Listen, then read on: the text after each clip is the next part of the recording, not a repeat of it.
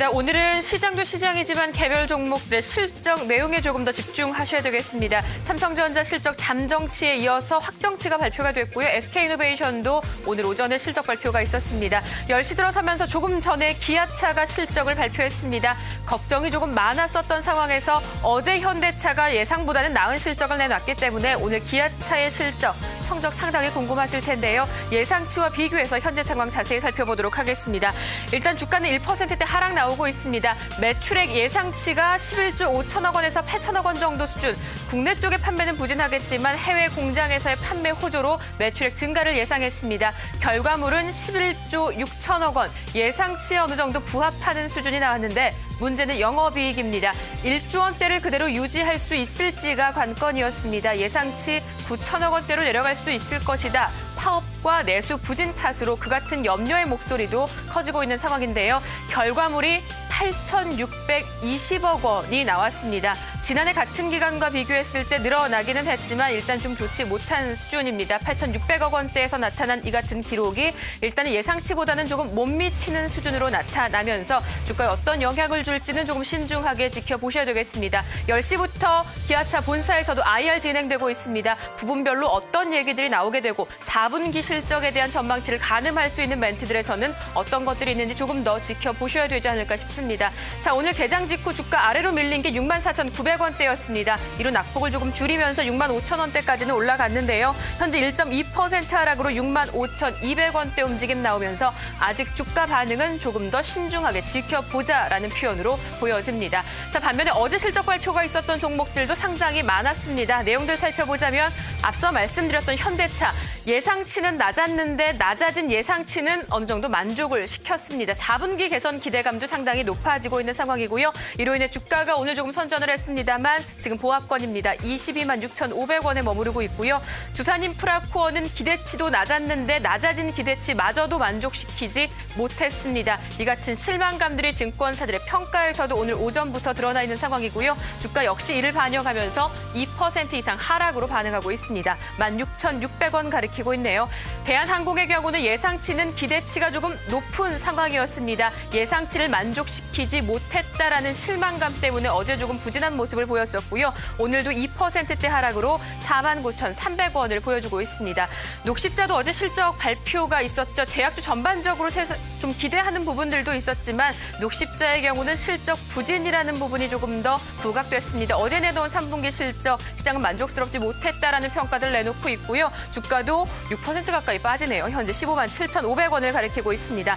마지막으로 삼성전기는 실적 기대치가 높았습니다. 이를 뛰어넘는 서프라이즈급의 실적을 발표했고 이후 4분기에도 그 같은 호전세가 이어질 것이다. 시장 평가가 이들 종목에 비해서 상당히 나은 상황이었습니다. 삼성전기 이를 반영하면서 주가 상승 보여주고 있고요. 1.17% 오른 95,400원에서 움직이고 있습니다. 자, 앞서 말씀드렸던 것처럼 삼성전자, SK이노베이션 그리고 조금 전에 말씀드렸던 기아차까지 실적 발표가 있습니다. 오늘 오후에 실적 발표를 좌우할 종목은 바로 이 종목 LG 디스플레이가 될 것으로 보입니다. 관전 포인트는 하나입니다. 8분기 만에 흑자 전환에 성공할 것이냐. 자, 이 같은 기대감에 외국인의 최근 꾸준한 매수세가 있었습니다.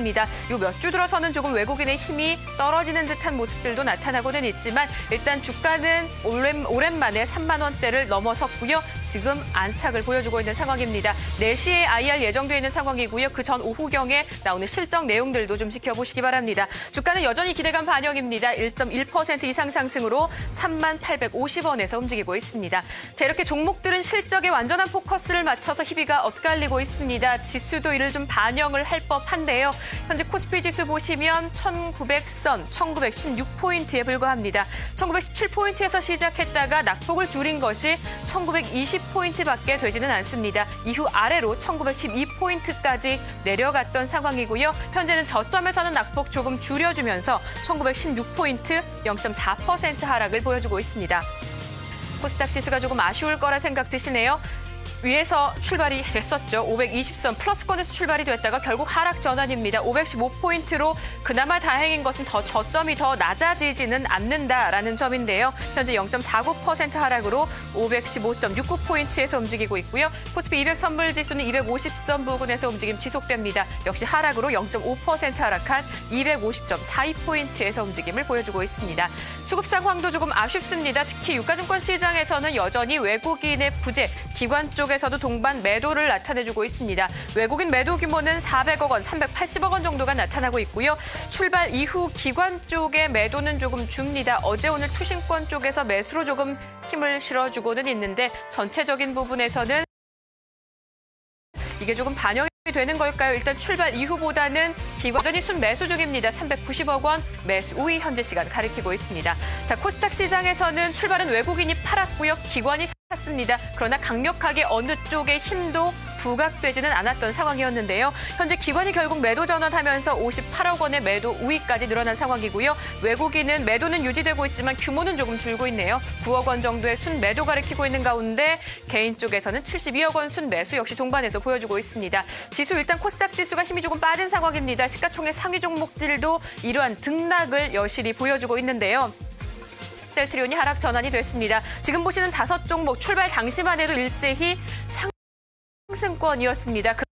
그러나 그 종목에서 3종목이 하락 전환이 됐고요. 파라다이스 장중 변동폭이 상당합니다. 2%대까지 밀렸다가 다시 상승권, 그리고 현재 1.6% 재차 하락입니다. 18,100원에서 움직임 보여주고 있고요. CJ ENM도 실적 개선과 낙폭 과대주에 해당하는 종목이다. 오늘 증권사의 평가도 나타났지만 주가 나흘 만에 반등 시도 이후 현재는 1%대 하락을 보여주고 있습니다. 28,050원에서 움직이고 있고요. GS 홈쇼핑 이달 들어서만 23% 넘게 오릅니다. 오늘도 여전한 강세고요. 현재 2.4% 상승으로 13만 9천원에서 주가 움직이고 있습니다. 자, 이렇게 해서 10시 구간 시장 상황 모두 살펴봤습니다. 중앙센터였습니다.